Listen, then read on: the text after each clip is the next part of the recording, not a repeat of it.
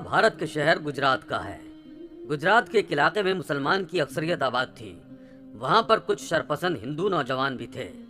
دوستو، ان ہندوؤں نے ایک مسلمان حافظ قرآن کے ساتھ ایسا دردناک سلوک کیا کہ اس علاقے میں موجود مسلمان دیکھ کر تڑپ کر رہ گئے۔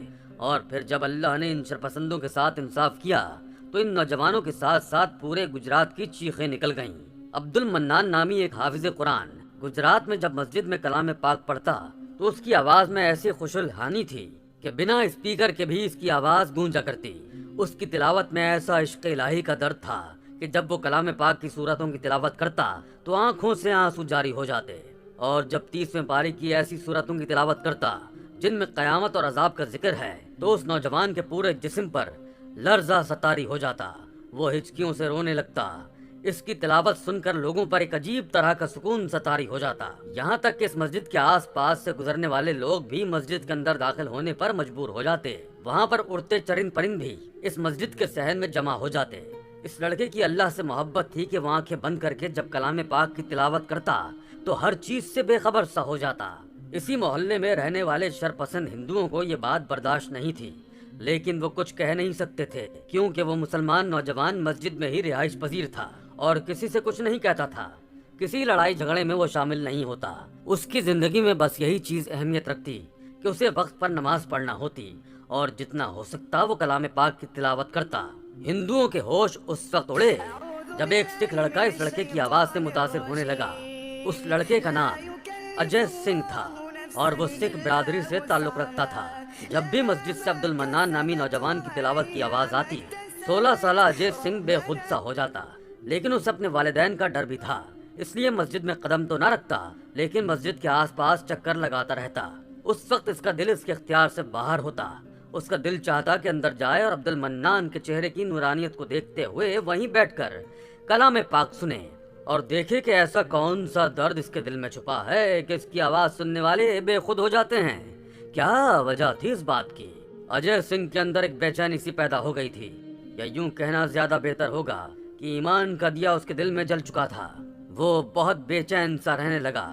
جیسے جیسے وہ کلام پاک سنتا اس کی آنکھوں سے آنسو جاری ہو جاتے، لیکن وہ وجہ نہیں جانتا تھا کہ وہ کیوں رو رہا ہے۔ حالانکہ یہ اس کا دھرم نہیں تھا، یہ اس کی کتاب بھی نہیں تھی، لیکن اس کتاب میں ایسا کیا تھا کہ اسے بے چین کر دیتا، اس کی آنکھوں سے آنسو جاری کر دیتا۔ وہ عربی زبان سے بالکل واقف نہیں تھا، اسے نہیں معلوم تھا کہ ان آیات میں کس بات کا ذکر ہو رہا ہے، لیکن دل تھا کہ ماہی بے آب کی طرح سے تڑپنے لگا تھا۔ جس دن وہ تلاوت کلام پاک نہ سنتا اس کی حالت ایسی ہوتی کہ جیسے بنا پانی مچھلی کی ہو جاتی ہے۔ ایک بار ظہر کا وقت تھا۔ اجے سنگھ نے برقع پہنا اور مسجد کے دروازے پہ کھڑا ہو گیا تاکہ اس کا چہرہ کوئی پہچان نہ سکے، سب یہ سمجھیں کہ وہ کوئی خاتون ہے، اور عبد المنان کی تلاوت سننے لگا۔ وہاں کے امام صاحب نے جب اسے دیکھا تو اس کے پاس آ کر کہنے لگے، جی محترمہ کہیے۔ اس نے زنانہ آواز نکالی اور کہنے لگا، مجھے اس لڑکے کی آواز بہت پسند ہے، بس اس کی آواز سنی تو اس لیے رک گئی، کیا میں اس کی تلاوت سن سکتی ہوں؟ مولانا صاحب نے کہا کہ جی کیوں نہیں، ماشاءاللہ سے اللہ نے اس کی آواز میں بڑی تاثیر رکھی ہے، لیکن یہ نہیں جانتا تھا کہ جب اس بات کی خبر اس کے گھر والوں کو پتہ چلے گی تو کون سی قیامت ٹوٹ پڑے گی۔ ایک بار وہ داخل تو برقعے کے ساتھ مسجد میں ہوا تھا، لیکن وہاں جا کر اس نے عبد المنان کے سامنے اپنا برقع اتار دیا، بے نقاب ہو گیا۔ اسے دیکھ کر وہاں موجود تمام نمازی حضرات اور امام مسجد بھی حیران ہوئے۔ وہ کہنے لگا کہ میں کلمہ طیبہ پڑھنا چاہتا ہوں، میں مسلمان ہونا چاہتا ہوں، اور یہ بات میں پورے ہوش و آواز سے کہہ رہا ہوں۔ امام مسجد نے کہا کہ کیا تمہارے والدین کی اس میں رضا شامل ہے؟ وہ کہنے لگا کہ میرا دل اس بات کی گواہی دے چکا ہے، اس لیے میں اپنی زبان کو بھی روکنا نہیں چاہتا، جو ہوگا وہ میرا مالک سنبھال لے گا۔ امام صاحب نے اسے کلمہ طیبہ پڑھایا اور پھر وہ یوں ہی چپکے چپکے سے مسجد میں جاتا اور عبد المنان سے کلام پاک پڑھنا سیکھتا۔ اس بات کا علم جب اس علاقے کے شرپسند ہندو نوجوانوں کو ہوا تو انہوں نے اس کے والد کو یہ بات بتا دی۔ اجے سنگھ کو اس کے والد نے بے تحاشا مارا، یہاں تک کہ اس کی ناک اور منہ سے خون بہنے لگا۔ اس کے بعد تو جیسے انہیں خدا واسطے کا بیر ہو گیا تھا عبد المنان سے۔ انہوں نے ایک دن رات کو مسجد میں ایک جوان اور حسین ہندو ویشیا کو رات کے وقت عبد المنان کے پاس مسجد میں بھیجا۔ اس وقت وہ اکیلا ہی مسجد میں ہوتا تھا کیونکہ مسجد کی رکھوالی اسی کے ذمہ تھی۔ عورت مسجد کی دیوار کود کر اندر چلی گئی۔ مسجد کے بیرونی طرف ایک چھوٹا سا کمرہ بنا تھا جہاں پر عبد المنان کی رہائش تھی۔ رات 2 بجے کا وقت تھا اور وہ اس وقت سو رہا تھا۔ مسجد میں کسی کا آنا جانا نہیں تھا، اس لیے عبد المنان کبھی بھی اپنا دروازہ اندر سے لاک نہیں کرتا تھا، بلکہ دروازہ ہی بند نہیں کرتا تھا، کھلا رہنے دیتا تاکہ صحن کی رکھوالی بھی رہے۔ پھر 3 – 3:30 بجے وہ اٹھ کر تہجد کی نماز ادا کرتا اور مسجد کے صحن میں کلام پاک کی تلاوت شروع کر دیتا۔ نیچی نگاہوں والا نوجوان تھا، آج تک اس نے کبھی نظر اٹھا کر عورت کو نہیں دیکھا تھا۔ جب وہ ویشیا عورت اس کے کمرے میں چلی گئی اور اس نے دروازہ بند کیا، دروازہ بند کرنے کی آواز پر عبد المنان کی آنکھ کھل گئی۔ اس لڑکی نے برقع اتارا تو جو لباس نیچے سے پہن رکھا تھا وہ دیکھنے کے قابل نہ تھا۔ عبد المنان نے فوراً اپنی نظریں جھکا لیں اور کہا کہ آپ کون ہیں اور یہاں کیا کر رہی ہیں، لیکن اس نے اپنے کپڑے پھاڑ کر چلانا شروع کر دیا۔ ہندو شرپسند تو پہلے ہی اس کی آواز کے منتظر تھے، اس لیے فوراً مسجد کے احاطے میں داخل ہو گئے اور اس لڑکے کو مارنے لگے۔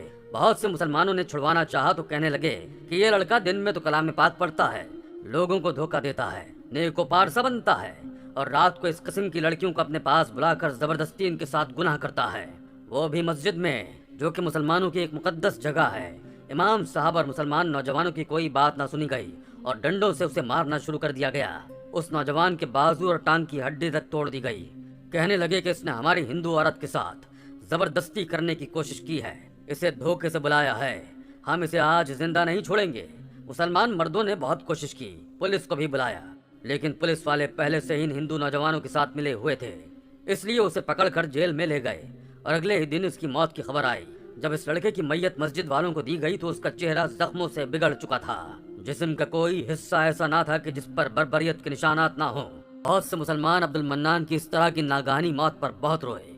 اس واقعے کو ابھی چند دن ہی گزرے تھے کہ طوفان اور سیلاب کی خبریں عام ہونے لگیں، اور پھر گجرات میں وہ طوفان آیا کہ 400 تباہی مچ گئی، اور وہ شرپسند نوجوان ہندو جنہوں نے فساد برپا کیا تھا اور وہ ویشیا لڑکی جس نے اس نوجوان پر جھوٹا الزام لگایا تھا، پانی میں ڈوب کر مر گئے۔ ان کی لاشیں بالکل پانی میں بکھر چکی تھیں کہ ان کے چہرے تک پہچاننے میں نہیں آ رہے تھے، کیچڑ سے لت پت ہو چکے تھے۔ دنیا میں عذاب، زلزلے، سیلاب اسی لیے تو اترتے ہیں کہ جب ظلم کی انتہا عروج پر پہنچتی ہے۔ انسان کہیں بھی رہتا ہو، دنیا کے کسی بھی کونے میں، اسے اپنے مذہب کے مطابق عمل کرنے کی عام اجازت ہونی چاہیے، اور اس بات سے کسی بھی دوسرے مذہب کے لوگوں کو حسد اور بغض نہیں ہونا چاہیے۔ اللہ تعالیٰ تمام انسانوں کو ایسی گندی بیماریوں سے بچائے رکھے جسے حسد اور بغض کہتے ہیں۔ آمین یا رب العالمین۔